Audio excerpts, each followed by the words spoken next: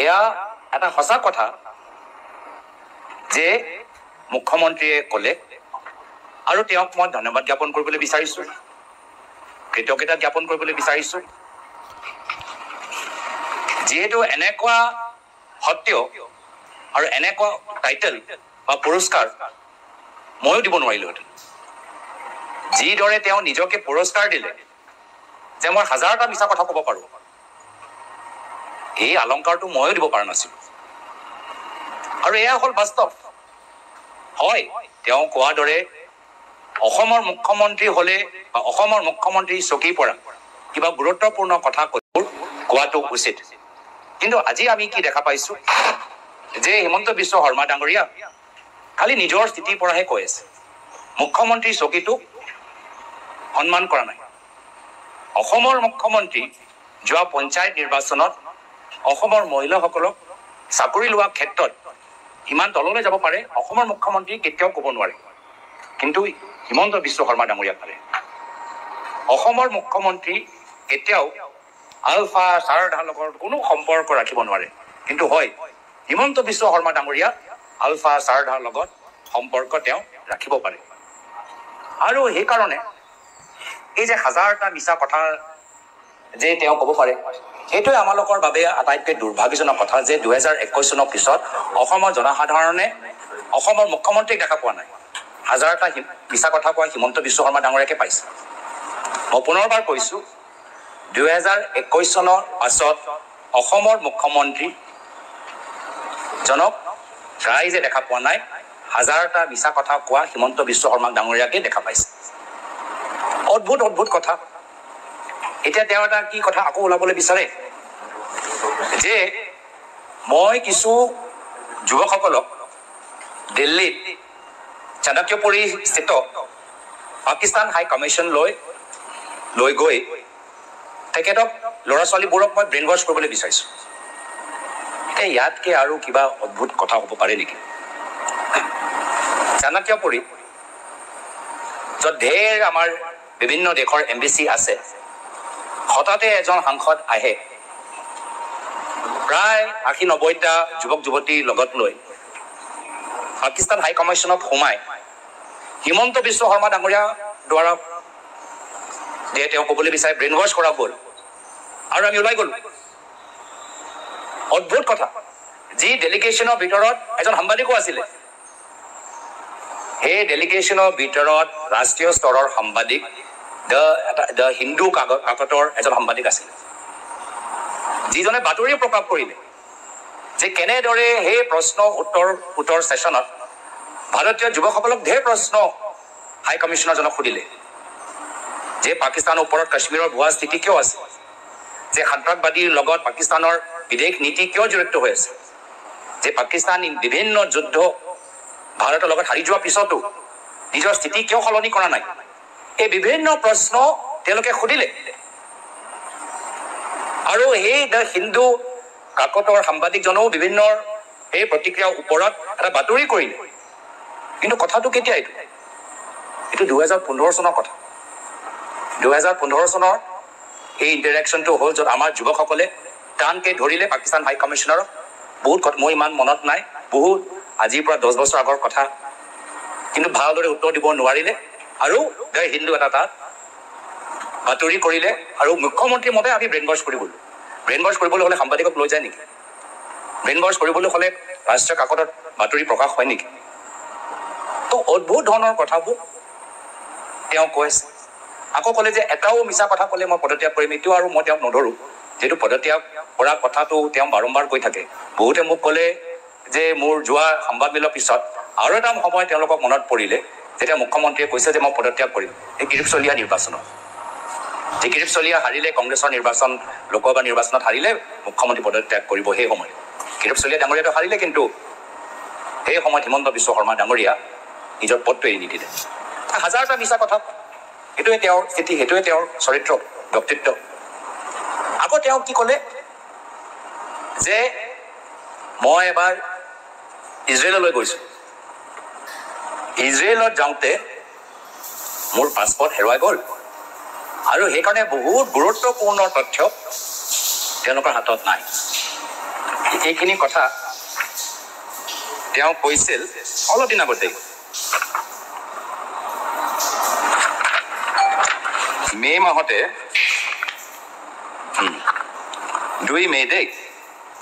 2 মে তাৰিখে তেওঁ কি কৈছিলে and মই হিমন্ত বিশ্ব শৰ্মা ডাঙৰীয়াৰ কথা ক'ত কৈছো and he must have visited many times also but he has reported to Israel embassy in one of his visits that I have lost my passport. So had that passport would have been available,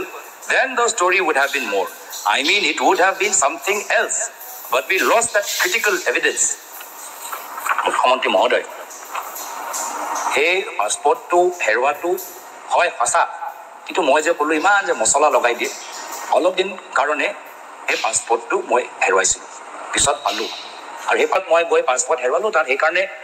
বহু তথ্য তেওঁৰ ওচৰত নাই নহলে এই passport থাকিলে হতেন তেওঁ বহুত কথা আৰু কথা ল'ব পাৰিলো মই ক'বলৈ বিচাৰো এই পাছপোৰ্টটো আমি জমা দিয়া আছে কেন্দ্ৰ চৰকাৰৰ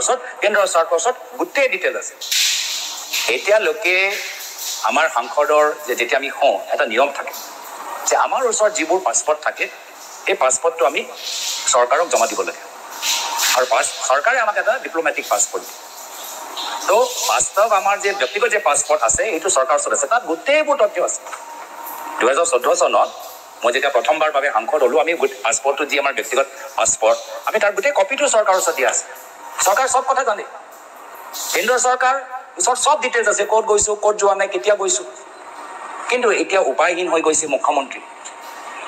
নতুন কাহিনী লাগে ৰিজৰ্ট পোৱা নাই বাগানৰ কাগজ পোৱা নাই ৰিজৰ্টৰ কাগজ পোৱা নাই ফ্লাইঅভাৰ কাষত ক'তো মাটি লোৱা নাই দলঙৰ কাষত ক'তো মাটি লোৱা নাই কি কৰা যায় তো এই কাৰণে এইবোৰ কথাবোৰ তেওঁলোকে উত্থাপিত কৰিছে তো পাকিস্তান হাই কমিশ্যনত যোৱা ব্ৰেইন ৱাছ কৰাটো মিছা কিবা জোৰ জবৰদস্তি কৰি মই পাছপোৰ্টটো বা ইজৰাইলৰ 2009 চনত আজিৰ পৰা কিমান 16 বছৰ আগত এইখিনিও মিছা আকৌ ইণ্টাৰেষ্টিংলি অলপ মই তেওঁ সুধিবলৈ বিচাৰোঁ আকৌ তেওঁ নিজৰ পুৰণা কথালৈ আহি গ'ল কালি যেতিয়া মই চেলেঞ্জ কৰিলোঁ যে ISI প্ৰশিক্ষণ লোৱাৰ পিছত কোনোবা ভাৰতলৈ ঘূৰি আহিব পাৰে নেকি ভাৰত চৰকাৰ এনে ISI প্ৰশিক্ষণ লোৱা মানুহজনক ঘূৰি আহিবলৈ দিব তো এই কথা শুনাৰ পিছত আকৌ ক'লে নহয় গৈছে কিন্তু আপুনি গ'ল তো মই জানিবলৈ বিচাৰিছোঁ এতিয়া অলপ বুজাবলৈ বিচাৰোঁ যে কোন গ'ল আৰু বিজেপি দলৰ পৰা পাকিস্তানলৈ কোন গৈছে অলপ মই হিষ্ট্ৰী এটা ইতিহাস মই আপোনালোকৰ এই সংবাদমেল যোগেদি যাবলৈ বিচাৰোঁ প্ৰথম যে মই এটা টাইটেল দিবলৈ বিচাৰোঁ 2005 চন এতিয়া তেওঁ 2009 চনলৈকে যাব পাৰে ইজৰাইললৈ তো ময়ো 2005 চনলৈ যাব পাৰোঁ 2005 চনত Click on the link to check now. 2005 চনত আদৱানী গৈছিল আৰু তাত জিন্না মাজাৰত গৈ তেওঁ জিন্না প্ৰশংসা কৰি আহিলে এয়া হ'ল 2005 চনত বিজেপি দলৰ ডাঙৰ নেতা আদৱানী স্থিতি যে জিন্না তেওঁ প্ৰশংসা কৰি আহিলে মাজাৰত গৈ এটা চাদৰ এটা তাত দি প্ৰশংসা কৰি আহিলে তাৰ পিছত এবাৰ যশৱন্ত সিং ডাঙৰীয়া আৰু আনজন বিজেপি দলৰ ডাঙৰ নেতা তেওঁতো কিতাপে ওলাই দিলে জিন্নাৰ ওপৰত যিজন যশৱন্ত সিং এটা সময়ত বিজেপি চৰকাৰ বাজপেয়ী চৰকাৰ থকা সময়ত বিদেশ মন্ত্ৰী আছিল আৰু নিশ্চয় আপোনালোকৰ মনত আছে যেতিয়া এই হাইজেক হৈছিলে তেতিয়া তেওঁহে গোটেইবোৰ সেই পাকিস্তানৰ সন্ত্ৰাসবাদী তেওঁ নিজে জীপত বহি তেওঁ লৈ গৈছিল এই যশৱন্ত সিং ডাঙৰীয়াই এতিয়া তেওঁ আমাৰ মাজত নাই কিন্তু তেওঁ কিতাপ প্ৰকাশ কৰিছিলে জিন্নাৰ ওপৰত 2014 চন তাৰিখবোৰ মন কৰি থাকিব দেই মই তাৰিখৰ চন কৈ আছোঁ মুখ্যমন্ত্ৰী এতিয়ালৈকে একো চন তাৰিখ দিয়া নাই মই দি আছোঁ দেই 2014 চনতো সকলোৱে জানে যে নৱাজ শ্বৰীফ যেতিয়া প্ৰধানমন্ত্ৰী মোদী ডাঙৰীয়া প্ৰথমবাৰ বাবে প্ৰধানমন্ত্ৰী হ'ল তেতিয়া প্ৰধানমন্ত্ৰী মোদী ডাঙৰীয়া সেই সময়ত পাকিস্তানৰ প্ৰধানমন্ত্ৰী নৱাজ শ্বৰীফক নিমন্ত্ৰণ জনালে মুখ্যমন্ত্ৰী হিমন্ত বিশ্ব শৰ্মা ডাঙৰীয়া কৈ থাকে নিমন্ত্ৰণ মোৰ ক্ষেত্ৰতো কোনো মন্ত্ৰী বিভাগৰ পৰা নিমন্ত্ৰণ অহাই নাই কিন্তু নৱাজ শ্বৰীফ ডাঙৰীয়াক মোদী ডাঙৰীয়াই 2014 চনত নিজৰ শপত গ্ৰহণ সমাৰোহত নিমন্ত্ৰণ জনাইছিল আৰু নৱাজ শ্বৰীফ ডাঙৰীয়া আহিছিল আৰু মই কিছু ইতিহাস ক'বলৈ বিচাৰোঁ যে 2014 চনত RSSৰ লগত সম্পৰ্ক থকা এটা ডাঙৰ এটা থিংক টেংক আছে এই থিংক টেংকটো হ'ল বিবেকানন্দ ইণ্টাৰনেশ্যনেল ফাউণ্ডেশ্যন। এইটো RSSৰ এছ'চিয়েটেড এটা থিংক টেংক আপুনি ক'ব পাৰে। তাত বহুত মানে ডাঙৰ ডাঙৰ চৰকাৰৰ পাৰ্চনেলিটি তাত জড়িত হৈ আছে। তাৰ পৰা ওলাই তেওঁলোকে চৰকাৰত যোগদান কৰিছে। আনকৈ এটা সময়ত প্ৰাইম মিনিষ্টাৰ কাৰ্যালয়ত কাম কৰা নৃপেন্দ্ৰ মিশ্ৰা তেওঁ এই বিবেকানন্দ ইণ্টাৰনেশ্যনেল ফাউণ্ডেশ্যনৰ লগত সম্পৰ্ক থকা ব্যক্তি। ইমান মানে শক্তিশালী প্ৰভাৱশালী এটা ফাউণ্ডেশ্যন। 2014 চনত কৈছোঁ দেই। 2014 চনত সেই ফাউণ্ডেশ্যনৰ এজন মানে জ্যেষ্ঠ এজন ব্যক্তি वेद मलिक পাকিস্তানলৈ গ'ল আৰু পাকিস্তানত গৈ তাক লগ পালে।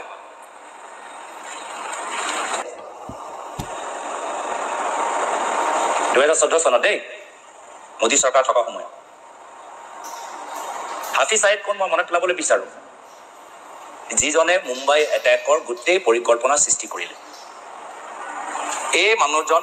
বিবেকানন্দ ফাউণ্ডেশ্যনৰ লগত সম্পৰ্ক থকা, বহুতে কয় যে তেওঁ প্ৰধানমন্ত্ৰী মোদী ডাঙৰীয়া ঘনিষ্ঠ। তেওঁ পাকিস্তানত গৈ যিজনক আমাৰ এজেণ্টবোৰে বিচাৰি পোৱা নাই, সেইজনক এইজন মানুহ বিচাৰি ওলালে। কেনেকৈ ওলালে তেওঁহে জানে দেই। আজি আমি জানো যে পেহেলগাম আক্ৰমণৰ পিছত আমাৰ মিছাইলবোৰ পাকিস্তানত গ'ল। জেইছে মহম্মদ, লস্কৰে তয়বাৰ বহুতৰ ঘৰৰ ওপৰত আমি মিছাইল পেলাব পাৰিলোঁ, কিন্তু এইজন মানুহক আমি ধৰিব নোৱাৰিলোঁ এতিয়া। কিন্তু সেই সময়ত 2014 চনত তেওঁ প্ৰধানমন্ত্ৰী মোদী ডাঙৰীয়া ঘনিষ্ঠ, নিশ্চয় কাৰোবাৰ সহায় লৈ হাফিজ ছাইদ ডাঙৰীয়াক লগ পালে, কথা পাতিলে। আজিতো মই দুৰ্ভাগ্যজনক কথা ভাবিছোঁ যে আমাৰ ইণ্ডিয়ান এয়াৰফ'ৰ্চ তেওঁ সুধিব লাগিছিল वेद मलिक ডাঙৰীয়াক যে আপুনি ওলাই দিয়কচোন। সেইবাৰটো আপুনি ওলাই দিলে যে হাফিজ ছাইদ ক'ত থাকে, আপুনি এবাৰ আমাক জনাই দিয়ক হাফিজ ছাইদ এতিয়া ক'ত আছে, আমি অলপ টাৰ্গেট ভৰাই আছোঁ, টাৰ্গেটৰ কোঅৰ্ডিনেট ভৰাই আছোঁ। ইয়াৰ এই প্ৰশ্নৰ উত্তৰ দিব পাৰিব নেকি? আৰু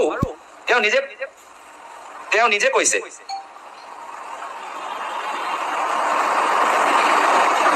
যে তেওঁ কি কথা পাতিলে, হাফিজ ছাইদ লগত কি কথা পাতিলে, যে যদি প্ৰধানমন্ত্ৰী মোদী পাকিস্তানলৈ যায় আপোনাৰ কিবা আপত্তি আছে নেকি? এইবোৰ চব মোকতো জানেই, মই অধ্যয়ন কৰি কথাবোৰ কওঁ। মই মুখ্যমন্ত্ৰীৰ দৰে হাজাৰটা মিছা কথা ক'ব নোৱাৰোঁ, এটা দুটা ক'ব পাৰোঁ, তেওঁ হাজাৰটা ক'ব পাৰে দেই। তো মইতো চব কথাবোৰ অধ্যয়ন কৰি তথ্যকাৰে সাংবাদিকসকলক সন্মান কৰি, ৰাইজক সন্মান কৰি, ছ'চিয়েল মিডিয়াত চব পাই জানোৱে। তো তাত তেওঁ এইটো কথাটো সুধিলে 2014 চনত যে পাকিস্তানলৈ প্ৰধানমন্ত্ৰী মোদী ডাঙৰীয়া গ'লে হাফিজ ছাইদৰ কিবা আপত্তি আছে নেকি? আৰু এই বাতৰিৰ দৰে যি বাতৰি টাইমছ অফ ইণ্ডিয়াত ওলাইছে, হাফিজ ছাইদে কৈছে মোৰ আপত্তি নাই।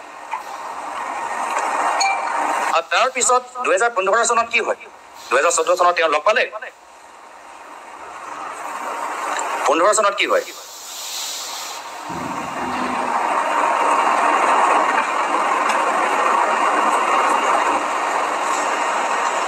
ಭಾರತ ಪ್ರಧಾನಿ ಮೋದಿ ಬಹು ಕನಿಷ್ಠ ತಲಪಾಗತ್ತಾರೆ।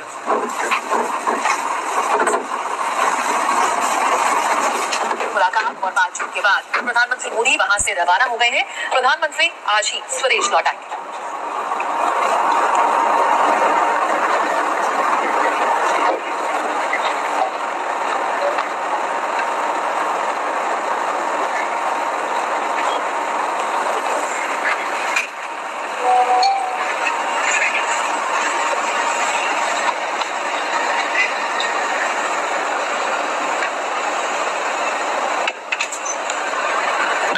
চনত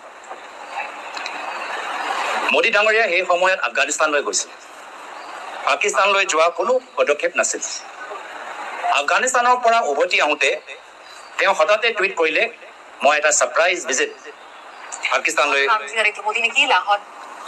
ছাৰপ্ৰাইজ ভিজিট মই লাহোৰ লৈ দিবলৈ বিচাৰোঁ। কিয়? নৱাজ শ্বৰীফৰ বাৰ্থডে আৰু তেওঁৰ নাতিনীৰ কিবা বিয়া অলপ দিনৰ পিছত হোৱা কথা আছে। নৱাজ শ্বৰীফক ইমান ভাল দে, ইমান ঘনিষ্ঠ। নৱাজ শ্বৰীফক হেপী বাৰ্থডে ক'বলৈ অকস্মাতভাৱে প্ৰধানমন্ত্ৰী মোদী ডাঙৰীয়া লাহোৰত নামিলে। বিৰিয়ানী খালে নে কি খালে মই নাজানো, মোৰ মতেতো বিৰিয়ানী অলপ খালে। কিয় কৈছো যে যি বছৰত মোদী ডাঙৰীয়া হেপী বাৰ্থডে ক'বলৈ নৱাজ শ্বৰীফৰ ঘৰলৈ গ'ল, সেই একে বছৰত আমাৰ যুৱকসকলক আৰু আমি পাকিস্তান হাই কমিশ্যনৰ লগত আমি কুৱেশ্যন আনচাৰ কৰাই আছিলোঁ তো আমাৰ যোৱাটো ভুল অপৰাধ আৰু মোদী ডাঙৰীয়া যোৱাটো বিৰিয়ানী ডিপ্ল'মেচি একে বছৰত দেই 2015 চনত আমি গ'লোঁ তেতিয়া 2014 চনত তেওঁক শপত গ্ৰহণ লৈ নিমন্ত্ৰণ জনালে মোদী ডাঙৰীয়া এই 15 চনত তেওঁ নিজে গ'ল বাৰ্থডে ক'বলৈ এই 15 চনতে আমিও গ'লোঁ আৰু গোটেই কথাবোৰ প্ৰকাশিত কিন্তু মুখ্যমন্ত্ৰী মহোদয়লৈ সঁচা কথা লৈ কি সম্পৰ্ক তেওঁতো হাজাৰটা মিছা কথা কোৱা ব্যক্তি তেওঁতো বি গ্ৰেড চিনেমা বনাই আছেতো এতিয়া আৰু চিনেমাত আৰুতো সঁচা মিছা নহয় তেওঁতো চিনেমা এটা স্ক্ৰিপ্ট বনাই আছে আকৌ 2016 চনত তেওঁ পাকিস্তানৰ লগত ইমান তেওঁলোকৰ চৰকাৰ এটা ভাল এটা সম্পৰ্ক কৰিবলৈ বিচাৰে 2016 চনত আকৌ চাব দেই মই প্ৰত্যেক ক্ষেত্ৰত চনটো কৈ আছোঁ তেওঁ এতিয়ালৈকে তাৰিখটো দিয়া নাই মই চন মাহ চব কৈ আছোঁ 2016 চনত জানুৱাৰী মাহত পাকিস্তানৰ পৰা কিছু সন্ত্ৰাসবাদী আহি পঠানকোটৰ এয়াৰফ'ৰ্চৰ ওপৰত তেওঁলোকে বোমা পেলায় 2016 চনত তথাপিও প্ৰধানমন্ত্ৰী মোদী ডাঙৰীয়া পাকিস্তানৰ পৰা এটা টীম ইণ্ডিয়ালৈ আহিবলৈ কয় এটা জইণ্ট ইণ্টেলিজেঞ্চ টীম আৰু যি টীমৰ ভিতৰত এজন ISI বিষয়াও আছিল 2014 চনত দেই মোদী চৰকাৰ থকা সময়ত হাফিজ ছাইদ কোন মই মনত পেলাবলৈ বিচাৰোঁ যিজনে মুম্বাই এটেকৰ গোটেই পৰিকল্পনা সৃষ্টি কৰিলে এই মানুহজন বিবেকানন্দ ফাউণ্ডেশ্যনৰ লগত সম্পৰ্ক থকা বহুতে কয় যে তেওঁ প্ৰধানমন্ত্ৰী মোদী ডাঙৰীয়া ঘনিষ্ঠ তেওঁ পাকিস্তানত গৈ যিজনক আমাৰ এজেণ্টবোৰে বিচাৰি পোৱা নাই সেইজনক এইজন মানুহক বিচাৰি ওলালে কেনেকৈ ওলালে তেওঁহে জানে দেই আজি আমি জানো যে পেহেলগাম আক্ৰমণৰ পিছত আমাৰ মিছাইলবোৰ পাকিস্তানত গ'ল জেইছে মহম্মদ লস্কৰে তয়বাৰ বহুতৰ ঘৰৰ ওপৰত আমি মিছাইল পেলাব পাৰিলোঁ কিন্তু এইজন মানুহক আমি ধৰিব নোৱাৰিলোঁ এতিয়া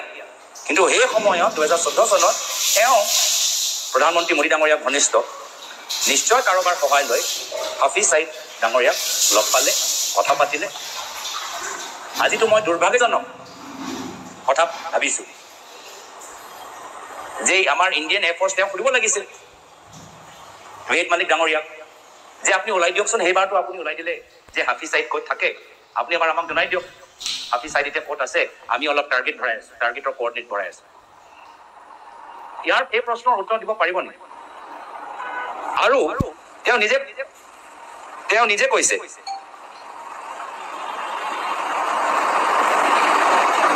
যে তেওঁ কি কথা পাতিলে হাফিজ ছাইদ লগত কি কথা পাতিলে যে যদি প্ৰধানমন্ত্ৰী মোদী পাকিস্তানলৈ যায় আপোনাৰ কিবা আপত্তি আছে নেকি এইবোৰ চব মোকতো জানেই মই অধ্যয়ন কৰি কথাবোৰ কওঁ মই মুখ্যমন্ত্ৰীৰ দৰে হাজাৰটা মিছা কথা ক'ব নোৱাৰোঁ এটা দুটা ক'ব পাৰোঁ তেওঁ হাজাৰটা ক'ব পাৰে দেই তো মইতো চব কথাবোৰ অধ্যয়ন কৰি তথ্যকাৰে সাংবাদিকসকলক সন্মান কৰি ৰাইজক সন্মান কৰি ছ'চিয়েল মিডিয়াত চব পাই জানোৱে তো তাত তেওঁ এইটো কথাটো সুধিলে 2014 চনত যে পাকিস্তানলৈ প্ৰধানমন্ত্ৰী মোদী ডাঙৰীয়া গ'লে হাফিজ ছাইদৰ কিবা আপত্তি আছে নেকি আৰু এই বাতৰিৰ দৰে যি বাতৰি টাইমছ অফ ইণ্ডিয়াত ওলাইছে হাফিজ ছাইদে কৈছে মোৰ আপত্তি নাই আৰু তাৰ পিছত 2015 চনত কি হয় 2014 চনত তেওঁ লগ পালে 15 চনত কি হয়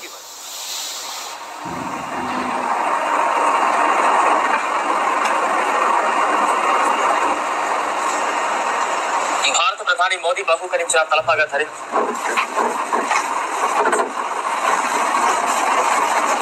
मुलाकात और बातचीत के बाद प्रधानमंत्री मोदी वहां से रवाना हो गए हैं प्रधानमंत्री आज ही स्वदेश लौट आएंगे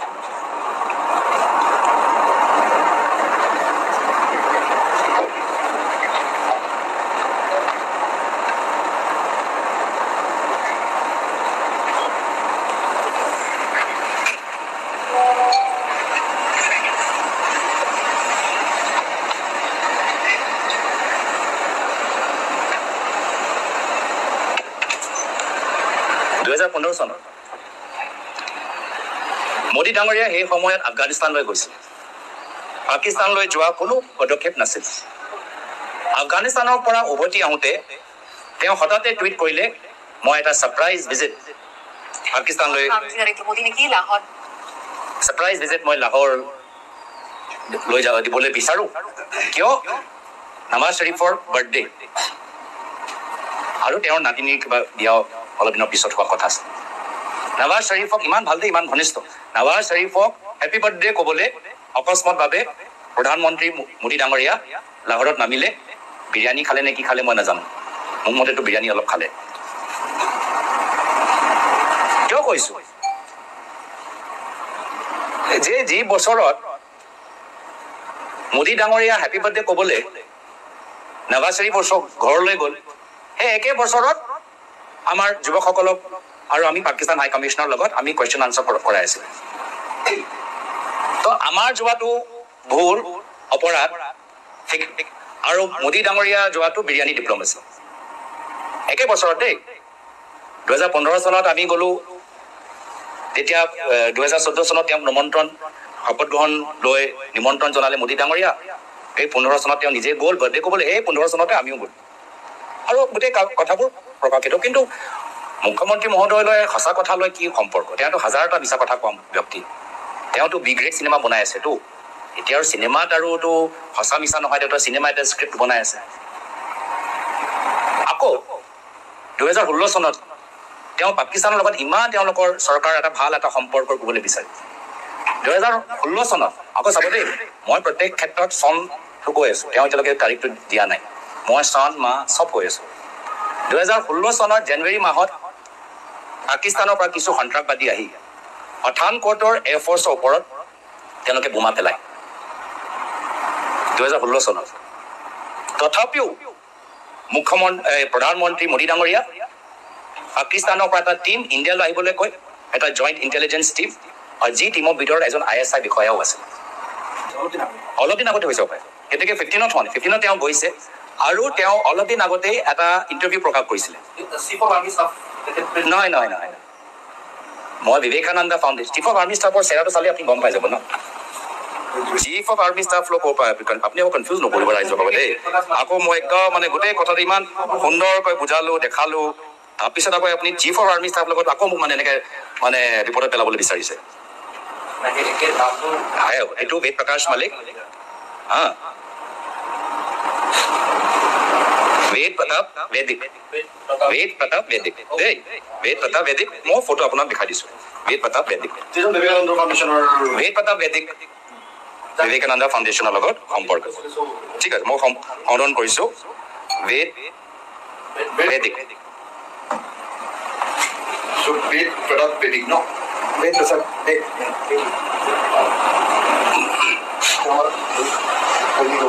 विवेकानंद फाउंडेशन वेद प्रताप वैदिक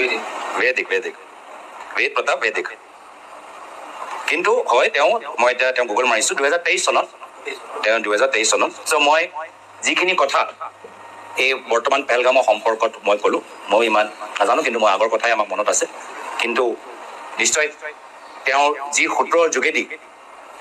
সেই সময়ত হাফিজ ছাইদক লগ পালে নিশ্চয় সেই সূত্ৰৰ সুবিধা লৈ আমাৰ চৰকাৰ বৰ্তমানৰ সময়ত পেহেলগাম এটাকৰ পিছত যে মিছাইল এটেক কৰিলে নিশ্চয় আমি ভাল টাৰ্গেটিং ক'ব পাৰিলোঁ কিন্তু তেওঁ অপৰাধী নক'লে দেই তেওঁ অপৰাধী নহয় তেওঁৰ ওপৰত তদন্ত নহ'ল তেওঁক কোনো পুলিচে মাতি নুসুধিলে যে তুমি কেনেকৈ ওলালা অপৰাধী দেশদ্ৰোহী এইবোৰ চব কংগ্ৰেছে তেওঁতো প্ৰধানমন্ত্ৰী ঘনিষ্ঠ আছিল দেখিছে এইটো আদবানী তাত গৈ প্ৰসংগ কৰি আহিলে মাজাৰত গৈ এই ভেদিক ডাঙৰীয়া প্ৰয়াত ভেদিক ডাঙৰীয়া 2014 চনত লগ পাইলে 2023 চনলৈকে যেতিয়ালৈকেতো মই সাংসদ আছোঁ তেওঁৰ ওপৰত কোনো একশ্যন লোৱা হোৱা নাছিল এইখিনি হ'ল ভাল মানুহ কংগ্ৰেছৰ আৰু এটা কৈছিলে তেওঁলোকৰ বিজেপিও কৈছে তেওঁলোকৰ বিৰুদ্ধেও একো SIT নাই চব এই গোটেই কামটো যেতিয়া হিমন্ত বিশ্ব শৰ্মা ডাঙৰীয়া কৰিছে এই ৰাজনীতি যেতিয়া হিমন্ত বিশ্ব শৰ্মা ডাঙৰীয়া কৈছে হিমন্ত বিশ্ব শৰ্মা ডাঙৰীয়াৰ বেলেগ কংগ্ৰেছৰ নেতাৰ লগত কি কৰিবলগীয়া আছে তেওঁতে যোৱা 13 বছৰৰ পৰা মইতো কৈছোঁ সৰু ল'ৰা যুৱৰাজ বা মইতো ভালে পাইছোঁ এতিয়া মোৰ প্ৰমোশ্যন হৈ গ'ল এতিয়া সৰু ল'ৰা বাচ্চা পাকিস্তানী এজেণ্ট হৈ গ'লো এতিয়া মই আগতেতো তেওঁ নাম ল'বলৈ টান পায় যিয়ে হওক কিন্তু তেওঁ যে বাস্তৱ মনৰ স্থিতি আমি গম পাইছোঁ এতিয়া সাংবাদিকসকলৰ যেতিয়া প্ৰশ্ন যেতিয়া সুধে যে আপুনি কিমানবাৰ বাংলাদেশলৈ গৈ ইমান টান কিয় পায় বাংলাদেশ শুনিলেই তেওঁ টান পায় এতিয়া তেওঁ যোৱাকালি ক'লে বাংলাদেশ যোৱাটো অপৰাধ হ'ল তেওঁলোকৰ যুক্তি আমি কি কৰোঁ সেইকাৰণে কৈছোঁ এই SITটো কৰক কিন্তু ছেপ্টেম্বৰটো কিমান আৰু টানিব নিচা এই ড্ৰামা নাটক আৰু ছেপ্টেম্বৰটো মানে যিমান আপুনি আৰু টানিব সিমানে মানুহ আৰু খঙাল হ'ব যে মূল্যৱান সময়, আৰক্ষীসকলৰ মূল্যৱান সময়, ষ্টেটৰ মূল্যৱান ৰিচৰ্চেছ, সাংবাদিকসকলৰ মূল্যৱান সময়, ৰাইজৰ মূল্যৱান সময় আপোনালোকে এনেদৰে